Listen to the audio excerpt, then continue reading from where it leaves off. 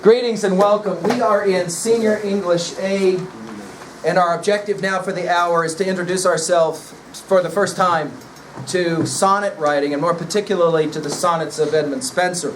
I'm with you in your hymnals on 252 and following. And our objective is to introduce you right away to the sonnet. Now, there's a number of reasons why we want to do this. One obvious is that you yourself have to write a sonnet. I'm going to make a distinction in your notes, though, at 2B, and you're going to write this down at 2B. And again, let me just pause for a moment and make the observation. The assumption is, right now as we're talking, that you have already read page 252 and taken notes.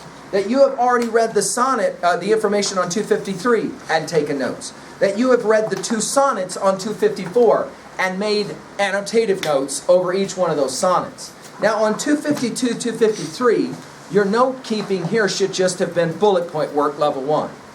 But then at page 254, there are two sonnets there for you. And then, of course, over on 256, 257, there are sonnets there. And for each one of those sonnets, you are doing your own annotation. Are you ready for this? Before you come to class in red ink. In red ink. Now, for those of you who screwed this up, that's all right. That's why we have a cover sheet for the first packet. And you'll say something to me like, I'm sorry, but I kind of screwed up the whole ink thing for the first time. I'll do better on the next one, and then I don't jack your score. Here's the idea. I'm very interested in assessing, remember, evidence. I'm interested in assessing what you're doing before you come to class. What kind of note-taking are you doing? And that's all done in red. The reason is, for those of you bound for university, when at the college university, you buy your books, you will annotate right inside of your books using red ink. So you'll have notes you take inside the book and then notes you take off the page with red ink. Obviously, no notes taken inside of our books, right? You don't mark in your books. But you're practicing. You're practicing. The reason the line is down the center of the page is for the in-class part of our discussion and assessment. On the right-hand side of the line, you're taking notes in blue or black ink, where you're looking for two pieces of information. One, anything I say that you already have written down. Dude, there's no reason to write it down a second time. If you've got it written down, just simply mark it, circle it, star it, however you want to do it. If I say it and the textbook says it, there's a really good chance it's going to end up on the exam. Does that make sense? The second, we call that match information. When I say something the textbook says that you've written down, we call that match information. The second thing is the reason for the empty space on the right-hand side of the line. Notes that you take that are not in the book or stuff you didn't write down from the book. Anything I would say, that's new information, that's where that goes. When you hand these annotations into me in order in your weekly read-write annotation packets, assessment packets, I'm looking to see what you were doing in red ink before you came to class, and then what you're doing in class with me in blue or black ink. It allows for me to know how well you're preparing for the course. Make sense? If you want full points on a read-write assessment packet and not just a 60, then it's really important that you're doing this different color ink thing. If all you're working on is to get your 60 so you can pass the class, all you got to do is just take notes while you're in class. There's no requirement of a pre-class annotative stuff. All you got to do is just take notes in class. If you give me some notes, I'm capable of giving you some points. Does that make sense? Do you have any questions for me as we go? All right, let's now turn, and I want to first of all pay some attention to information I'm sure you already have on 252. You should have this written in your notes on 252. Under literary analysis. Now, you want to again make a note to yourself. If we're talking literary analysis, we're talking about what level of reading? What level of reading? Literary analysis is 2B. 2B. 2A is themes, messages. 2B is that rhetorical, not what the author says, but how the author says it stuff. Literary analysis is always 2B, and we'll always have this on our preparing to read page. Do you see it? It says before you read. Do you see that page, before you read at the top? So definitely you want these notes down. For example, I'll give you a classic example of this. We are only in the first week, which is why I didn't do this. But I could have come in here and said, take out a blank sheet of paper, we're going to take a quiz. And I could have asked you simply, what kind of sonnets did you read about last night? See, there they are. Do you see them? I could have asked it this way, right, Miss Barnard? What is or define a Petrarchian sonnet? Whoa, whoa, whoa, what did you just call me? There it is on page 252. A what sonnet? A Petrarchian sonnet. Well, now what is that? Right, that's a good question. I'm glad you asked it. No, dude, I'm serious. What is that? Dude, I'm serious. That's why I said read the book. Got me? In other words, when you show up, I want you to already know what a Spenserian Petrarchian sonnet is, so that I can later differentiate or compare it to a Shakespearean or Elizabethan sonnet, which is the kind of sonnet you have to write for your packet next week. Does that make sense? In other words, let's point out right away, next week you are not writing a Spenserian sonnet, you are writing an Elizabethan sonnet. Dude, enough with the different names. Can you please just tell me what that means? You bet I can. That's why I get paid the big bucks. Here we go. Let's talk about, real quickly then, sonnets in general. A sonnet is a special kind of poem that has special, write this word down, rules. The way I like to think about it is this. You know those big Nike shoe boxes? Have you seen these? You can carry like 14,000 pounds in them because they're so big. I like the idea of this. A sonnet is like me handing out to all of you a Nike shoebox of exactly the same size. The contest is to see who can fit the most stuff inside the box. Are you hearing me? Who can fit the most stuff inside of that box gets the prize. Sonnet writing, very similar. There are rules that you can't go beyond. And then the challenge creatively is to see, can you play the game within the rules? An example. You're playing basketball at one of the parks. From 2 blocks away, you hear the strong bass beat of an automobile car playing its stereo really loud as it's coming towards you. And you immediately recognize that what's being played in the car is rap music. The reason you immediately know it's rap is because of the nature of the rhythm. Now, for people who don't know rap, they will say it all sounds the same, which is, of course, asinine. It doesn't all sound the same. People who don't like rap will often say it all sounds the same and it's crap. But those of us who love this form of music will say there's a huge variety within the discipline of rap, within the genre of rap. But you're right. There are kind of fundamental things that make rap music rap music. And once you step outside of that, you're no longer in rap music anymore. That is to say, it's a type of music, just like sonnet writing is a type of poetry. The rules are fundamentally 3. 1, and most fundamental, 14 lines. That is true for any sonnet that's written, 14 lines. 2, there's got to be some sense of rhyme scheme. That is to say, the last words of certain lines rhyme with the last words of other lines. 3, there's got to be some kind of understanding of rhythm. Rhythm. There will be what we understand normally, iambic pentameter. Iambic pentameter. Okay? Now, the very first sonnets that are written in the English language are heavily influenced by an Italian writer named Petrarch. Petrarch wrote sonnets in Italian that become highly popular in England. Okay?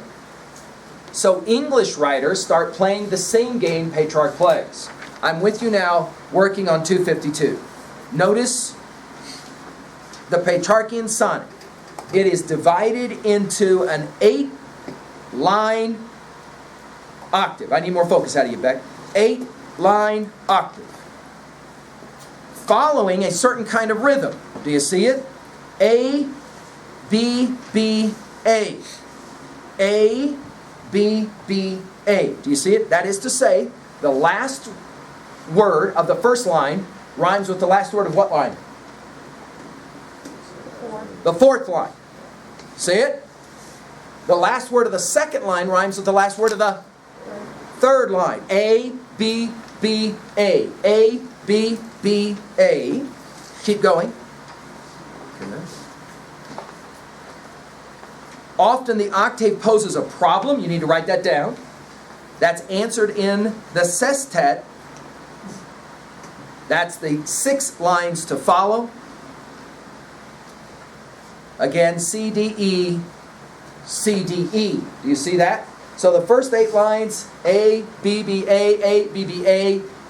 The last 6 lines to get you to your 14, right? C, D, E, C, D, E. This has to do with, again, one simple thing. The last words rhyming, or not rhyming, at the end of lines. Okay? The octave and the sestet allow poets to develop meaning and achieve beautiful effects. Notice the Spenserian sonnet rhymes A, B, B, C, C, C, D, C, D, E, E. Okay? In a sonnet sequence, sonnets are linked by theme or person addressed. Okay? Well, by the way, we'll also see that rhyme scheme works for the Elizabethan sonnet as well. Now, dude, you might as well have stood up in front of us just now and gone, blah, blah, blah, blah, because that didn't mean much of anything to me. Can you give me an example? You bet I can. Let's start on page 256. 256. And let's pay now some attention to a single sonnet. I have found, often for students, that they seem to do better if they just are given an example that they can then work with. So let's take a look at it. We'll try and maybe pay attention to a single example. We can learn a lot by just pay attention to one example. Sonnet 75, Spenser will number these sonnets, and obviously wrote a number of them. Let's take a look at it. He says it this way. One day I wrote her name upon the strand, but came the waves and washed it away. Again I wrote it with a second hand, but came the tide and made my pains as prey. Vain man, said he, that dost in vain essay a mortal thing so to immortalize, for I myself shall like to this decay, and eke my name be wiped out likewise. Not so, quote I, let baser things devise to die in dust, but you shall live by fame. My verse your virtues rare shall eternize, and in the heavens write your glorious name, where when as death shall all the world subdue, our love shall live, and later life renew. Now I want to pause for a moment, and I need your attention, because I need you to really hear what I'm about to say. I am very, very pleased that by the end of our time together, you will know something about British literature. I'm very pleased about it. But that is not why you are here. You are here to learn to read. That's why you're here. I will use texts to help you learn how to do that. I could do that other ways. We could do it in history. We could do it in mathematics. We could do it in science, where I would bring in text and teach you how to read. I will be doing it in here with literary texts. Our first chief focus is to learn how to read a text. Secondly, we'll obviously learn how to appreciate. I'm not interested in whether you like the texts we cover. Not at all. As a matter of fact, I don't care. It would be like this. Somebody saying to me, I want you to put together a list of 50 songs that every one of your students will love. All 50. You would say about that, yeah, no. Why? Because we all have different tastes, correct? So I'm not interested in whether you like a text we study or you dislike the text. What I am interested in is whether you can, are you ready for this word? Appreciate the text. Now that's a different thing. To appreciate something doesn't mean that you like it. It means that you try to understand it. Right? That's our goal. Again and again, I'll try and model then good reading. Notice what I'll do. First, I read it out loud. Second, I'll begin the process of, $5 word here, exegesis, interpretation, trying to figure out what it means. Sometimes working at level 1, sometimes 2, sometimes 3. As I work up here, you're working on your notes. You're trying to pay attention. You're trying to watch how I do it. So for example, a poem like this for some of us means absolutely nothing until we work through it. After we work through it, we go, oh, it's actually a very simple poem. Right. That is to say, if I can figure out how to read this stuff, at university I can figure out how to read history or science or math or whatever. And by the way, I will say this is true. Some of the stuff you'll read with me in your senior year, dude, if you can figure out how to read this crap, you can read pretty much anything at university with confidence. I promise you. So, let's spend a little time now. Sit up nice and straight. Let's concentrate. You should have annotations in front of you. And we're going to work through this. And first of all, we're going to ask simple questions like, at 2B, is it a sonnet? See, we'll just ask that question. Well, of course it's a sonnet. They tell me it is. No. I want you to identify why it's a sonnet. So let's begin first of all by just making sure we got 14 lines. Notice the numbers to the left-hand side. Do you see it? So you see a 5, you see a 10. You count down lines below the 10 and you got 14. So you got a sonnet. Number 2, does it have some... Remember I told you there were 3 things that made a sonnet, right? Number 2, does it have any kind of sense of rhyme scheme? And if it does, what is that rhyme scheme? So for example, we look at the end of the first line, the word strand, and we see that it rhymes with what word? Hand. We look at away, end of the second line, and we see it rhymes with the end of the fourth line. Pray. And all of a sudden we identify what's going to be the rhyme scheme of this sonnet and write it down. What is the rhyme scheme of this sonnet? A, B, A, B. We've taken care of the first 4 lines. Does line 5 rhyme with any of the first 4 lines? Last word. Or is it a new word? Is it a new word? See? And all of a sudden we realize we're going what? C, D, C, D. See how that works? Finally, what is the next one? E, F, E, F. And then notice the last 2 are a rhymed couplet that rhyme together, G, G. That's the second thing that makes it a sonnet. What's the third thing that makes it a sonnet? Iambic pentameter. Now, dude, I got to have some explanation here for that one. Iambic pentameter. Let's first of all put it in your notes. Iambic pentameter is just rhythm. That's all it is. Rhythm. Okay? Watch me as I read this poem again now, just a few lines. There are 2 ways I can read this poem, correct? I can read it this way. One day I wrote her name upon the strand, but came the waves and washed it away. That's one way to read it. But I have another way I can read it. Watch and listen as I read a second in a different way. One day I wrote her name upon the strand, but came the waves and washed it away. Again I wrote it with the second hand, but came the tide and made my pains his prey. Look at the last 2 lines. Where when as death shall all the world subdue, our love shall live and later life renew. Look at the last line again. Our love shall live and later life renew. Ba-bum, ba-bum, ba-bum, ba-bum, ba-bum. Look at my hand. Ba-bum, ba-bum, ba-bum, ba-bum, ba-bum. Our love shall live and later life renew. Our love shall live and later life renew. Ba-bum, ba-bum, ba-bum, ba-bum, ba-bum. Now the way we write that, I'm on the whiteboard. The way we write that is to point out that we are working with a stress-unstressed kind of action, right? So for example, it goes something like this. Ba-bum, ba-bum, ba-bum, ba-bum, ba-bum. Do you see that? Right? Soft heart, soft heart. Ba-bum, ba-bum, ba-bum, ba-bum, ba-bum. Notice how many of those there are. I counted them for you. 1, ba-bum, ba-bum, ba-bum, ba-bum, ba-bum. 5. In Greek, pent means 5. Okay? Pentameter just simply means 5 of something. Ba-bum, ba-bum. Those of you that come out of music, you're familiar with this concept of the rhythm of something. Ba-bum, ba-bum, ba-bum. This ba-bum, unstressed stress, ba-bum, ba-bum, ba-bum, that's what we call iambic. That's what it's called. Ba-bum, ba-bum, ba-bum. That's called iambic.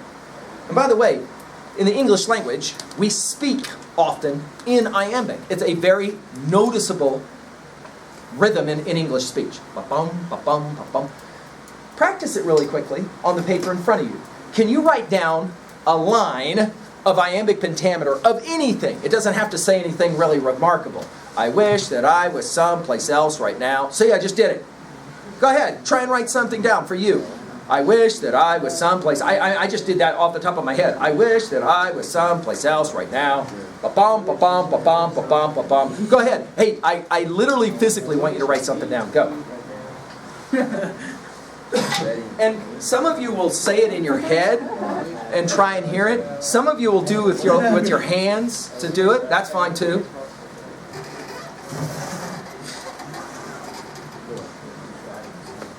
Go ahead, write something down. You can make something up. It can be about anything.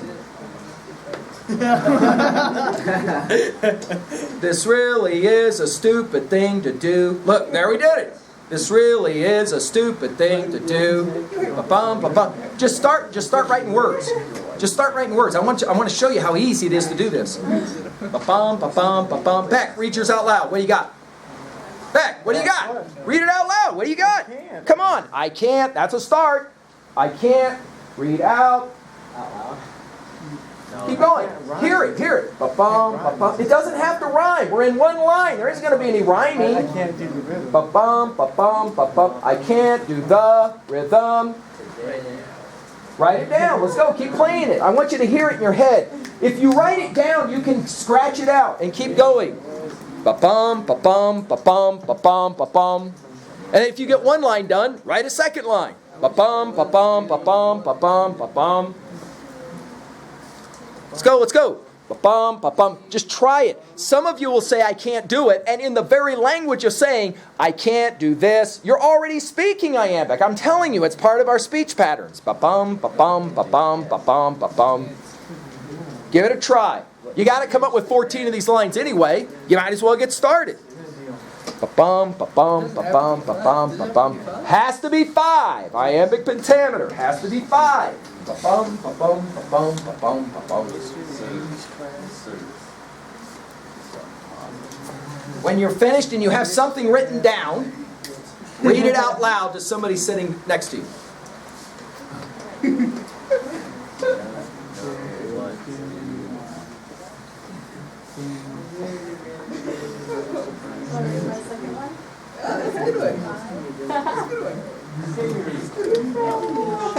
If you're a ball player, you can make one up about ball.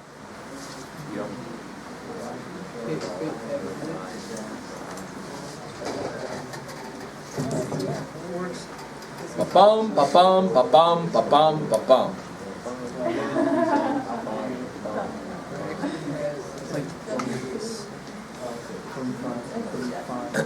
Hey, check this out. Some of you are saying, it's hard to get to my 5. I can do the ba-bum, but it's hard for me to get to the 5. Look at the second line of Sonnet 75 on page 256. I want to point out something to you that the British did, that the writers did. Are you ready for this? See how the first one works nicely.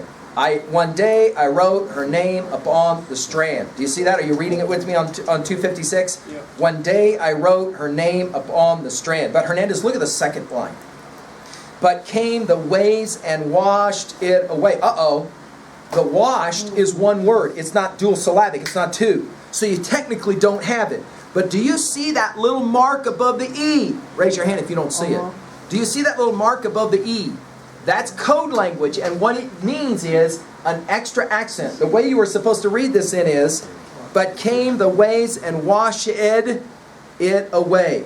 But came the waves and washed it away. You put an id for the, oh, by the way, 2 comments. Shakespeare, I could have said this to you when you were a freshman, but you were too stupid and it wouldn't matter. Shakespeare writes all of Romeo and Juliet, the play. Ba-bum, ba-bum, ba-bum, ba-bum. A pair of star-crossed lovers take their life. Ba-bum, ba-bum. Dude, he wrote the entire play in iambic pentameter with one exception.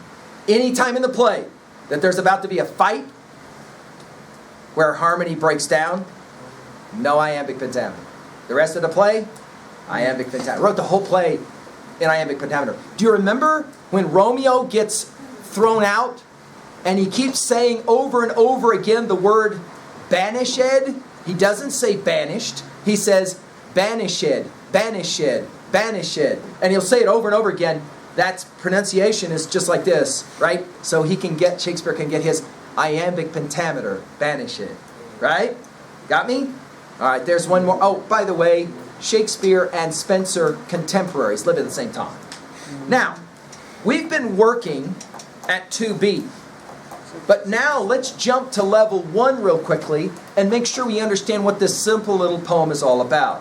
One day I wrote her name upon the strand. None of that makes any sense unless you know what the word strand means. What's it mean? A beach.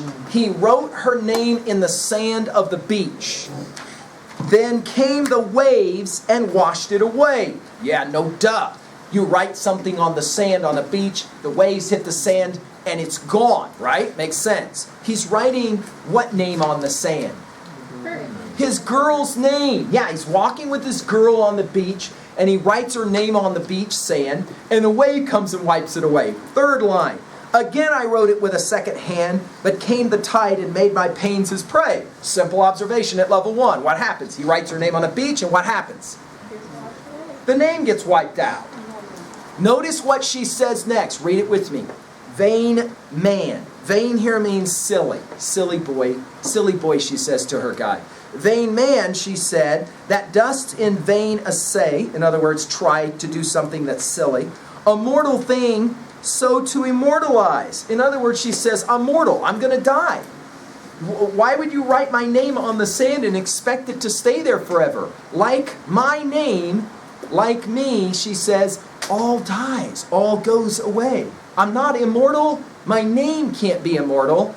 Why would you try and keep writing my name on the sand? It's inevitably going to get wiped out by the water. She keeps going.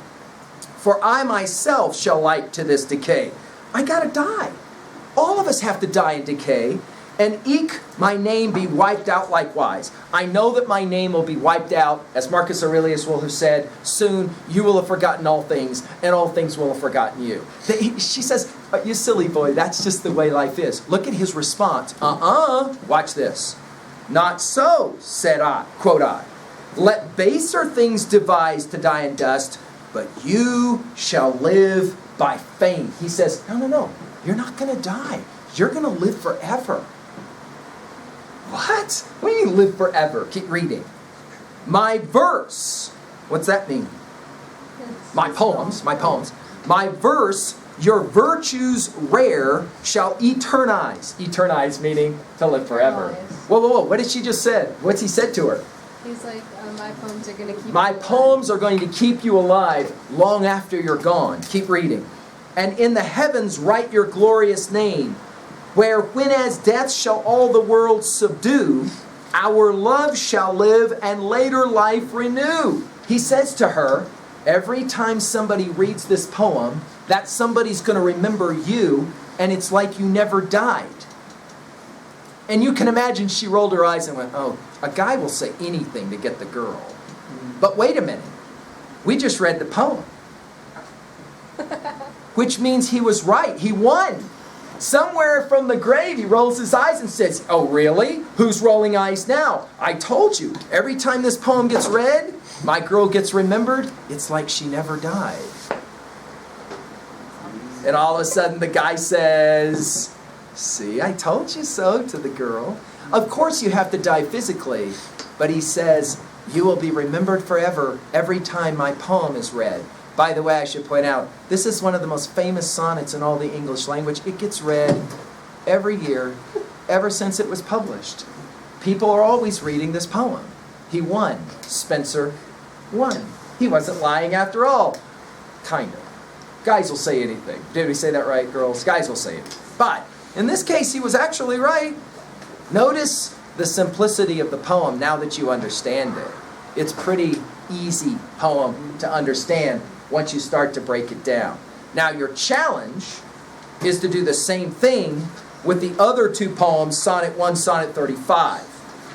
Suggestion. Are you ready for this? I suggest you put this in your notes. All of the readings for our senior year will have observations made online somewhere. Go and find that help. Let Google help you. Type in the title, type in the author, look for summaries, look for help. That will help you to try to figure out what is actually being said. But for those of you who are college bound, listen to what I'm about to say. Don't just rely on someone else telling you what it means. Try and figure it out for yourself. It will make you a better reader. It will make you a better student. Do you got me? Questions, comments?